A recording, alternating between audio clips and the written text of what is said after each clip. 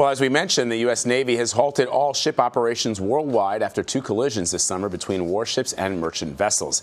Search and rescue teams have been looking for 10 missing sailors. Their ship, the USS John McCain, collided with an oil tanker Monday morning. The commander of the U.S. Pacific Fleet says some unidentified remains of sailors have been found. He also says an investigation into the collision is underway. The divers were able to locate some remains in those sealed compartments during their search today. Additionally, the Malaysian Navy has reported that they have located potential remains. They are working to confirm and identify those remains.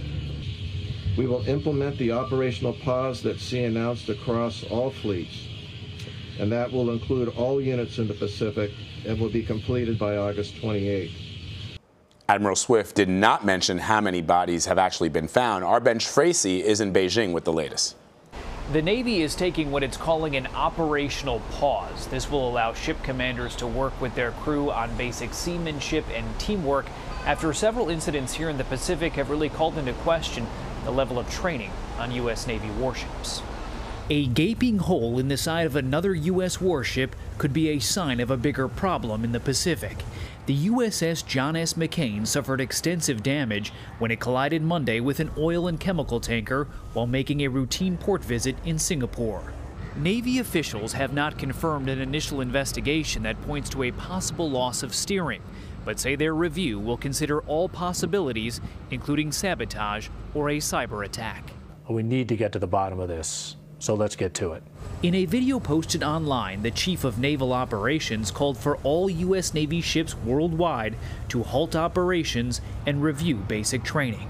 That directed a more comprehensive review to ensure that we get at the contributing factors, the root causes of these incidents. Just 2 months ago, another ship from the 7th Fleet, the USS Fitzgerald, collided with a merchant ship off the coast of Japan. 7 Navy sailors died. On Friday, the Fitzgerald's captain, Commander Bryce Benson, was relieved of his duties, and several other sailors were punished, a sign that mistakes were made on the U.S. warship. It does show that there's still some kind of systemic issue on the deck of whether or not there are people that are qualified, whether they're certified, and whether or not they are using all of the things at their disposal to make sure that this doesn't happen again. There have now been 4 incidents this year involving ships from the 7th Fleet. In May, a guided missile cruiser collided with a South Korean fishing vessel, and in January, another cruiser ran aground in Tokyo Bay. I think every commander will look at their specific units, evaluate the culture, evaluate the climate, and make changes in order to make that unit better.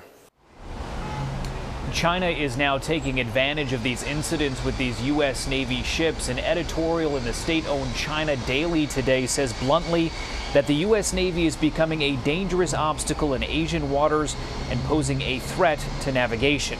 Now, China is saying this because it opposes U.S. Navy warships passing through disputed waters that China claims as its own. Vlad? Ben Tracy, thank you.